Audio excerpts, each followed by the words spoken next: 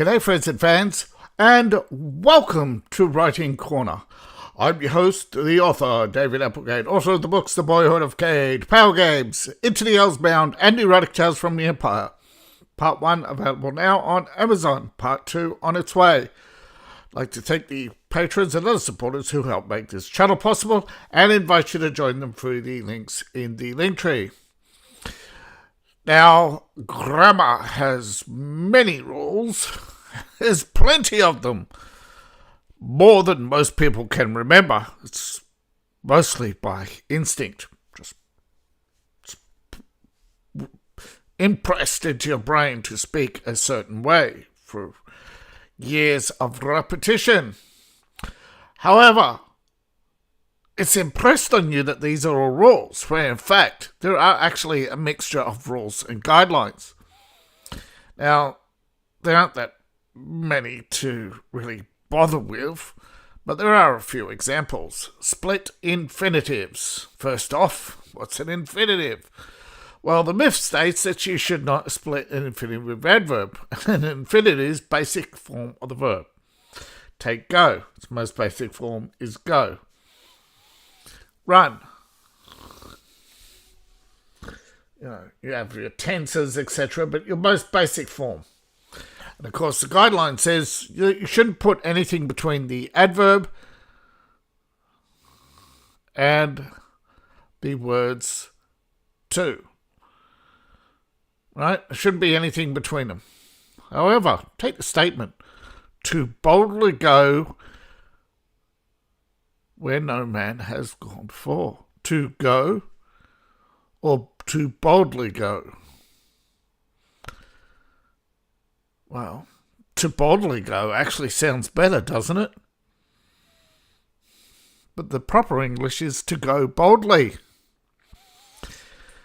This isn't the first and the last time you'll find examples of to go and to run, to run free, or to freely run. Well, there's slight implication differences there. Use what fits your, of course, style. But another one is to end a sentence with a preposition. Again, it's a non-rule, it's a myth that you must never start or end a sentence with a preposition. However, for prose to sound natural and normal, do you say, to which store are you going? Or do you say, which store are you going to? Or to be or not to be, a famous quote. It's, one of those things that people don't really notice at first. And another thing that most people don't notice is verbalizing nouns. Now here's the problem. There are those nouns that are accepted as verbs and those that are not. About 100 or so are acceptable as verbs, and actually when you use a formal grammar checker, they do actually register as in their verbal form. However, that may work for hunting, gardening, sometimes texting, but not always. Sometimes language evolves. We rarely say internet search, although it is making a comeback, but many will say Google it. Hunt it down.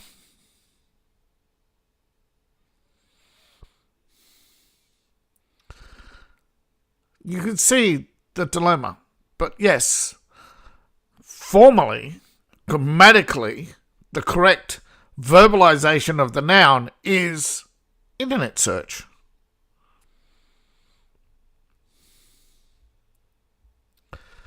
Now another one is the conjunction. One of the big no-nos is to start a sentence with a conjunction. But people do it often. Of course, it becomes a bad habit. But if you often have a few statements which are and each is long, you might end up doing so. Now consider the line. My friends are going to the football game and I don't want to go. It's flat. A little flat. This expression would, however,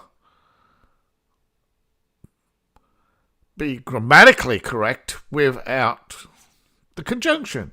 My friends are going to the football game. I don't want to go. Flatter, you would say. However, consider this.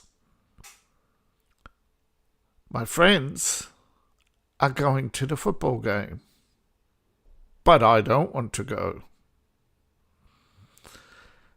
Adds punch, does it not? Adds an emphasis. It depends on what you're trying to say.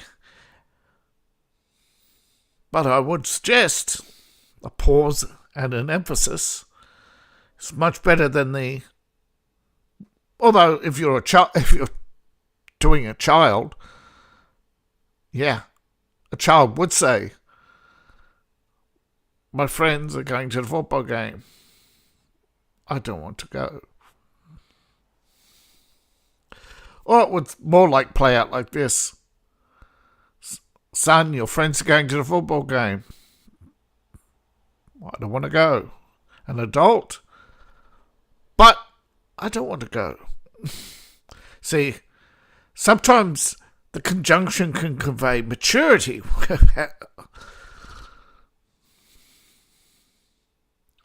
Of course, a teenager. All right. So, next up is the genetic singular pronoun. They. Pronouns are overused. They really are. But whenever dealing with a large cast, it's inevitable.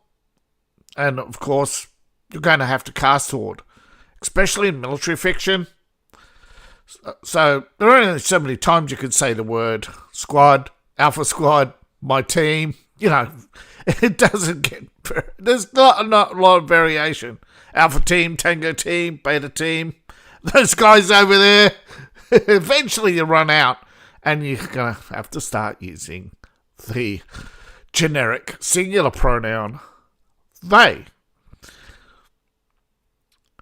Even though technically it is not a generic singular pronoun, but it has become the genetic singular pronoun. Now, why is that? Because there is a push for pronouns and using they as a generic, non-binary, non-gendered, I suppose, vernacular. But a they is, of course, is for a group, and as a group pronoun, it is overused. However, you're going to have to use it.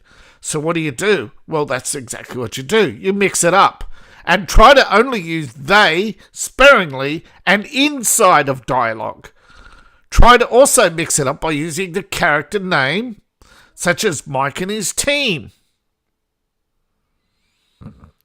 Well, those guys over there.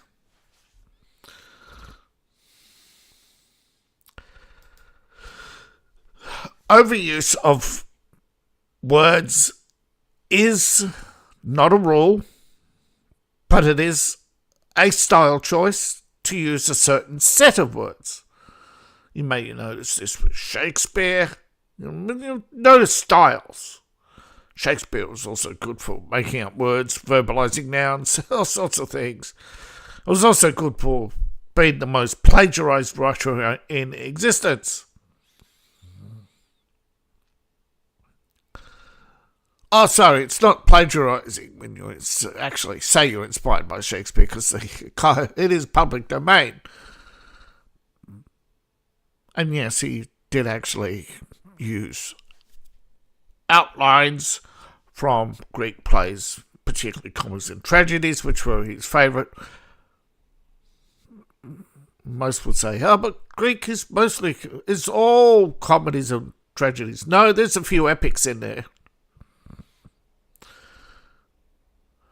So, a final tip: when to break the rules. Usually you follow all the rules of grammar, except within quotation marks. Not everybody's going to be grammatically correct. Not everybody's going to... One way to emphasize a accent is to write it as they say it, not write it as it's spelt. Of course, your spell checker, your editors, and sometimes the readers will go off the deep end. Yes, the grammar verboten, the one who is appointed above all, who will sit down and say, "You put a comma out of place, your entire book is null and void. It was too distracting." You know, most of your comma rules are actually introductory statement is a rule. List commas, rule, sort of. Comma before and when conjoining sentences tends to be a rule. But comma as a break, subjective. Most rules can, however, be subjective. You put commas in to make breaks, and the grammar checker will go, no, they're not needed. It's unnecessary.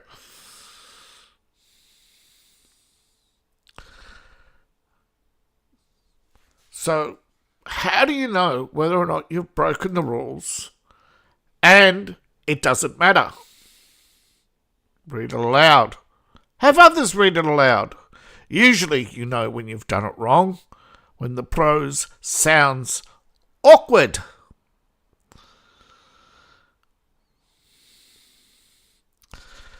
And that's the point. Particularly with speeches. It's going to be pauses, emphasis. They're going to be long. They're going to be boring. And the punchline may take forever. It has to all be there for the emphasis. Too many people want the instant gratification. Heck, by 2050, Harry Potter will be Harry Potter and the Evil Wizard. Harry Potter met an evil wizard. Harry Potter defeated the evil wizard. Everybody loves Harry Potter. The end. And people will lap it up. Go num num num num num. And the purists out there will say, that's just like every other... That's just like Star Wars, Marvel, Aliens, Avatar. And they would be right. But if we followed the rules, that's exactly what's going to happen. We're going to keep shrinking our statements. We're going to keep cutting out words. And we're going to keep boiling things down to their most basic until there is nothing extraneous. And books are going to be tiny and boring. So, don't think you are beholden to the rules, my friends, because they are not beholden to you. The reader who appreciates and reads a book wants the imagination. And if you want some political intrigue, some romance, some, not a lot, but some action, but you want to watch the main character, of course, of the Empire of Elves is the Empire. You want to watch the Empire grow and evolve. It's going to take a little rules that are broken. And I appreciate all those who have bought my books. And I appreciate you, dear viewers. So thank you. And please like, share, and subscribe. And as always, please support the channel. I invite you to support the channel through Patreon. buying my books and buying my merch. All my links are in the link tree, which you can find in the description below, in my profile, or scan the QR code on the screen. Once again, thank you. I appreciate you all. I'll see you in the next video. And bye for now.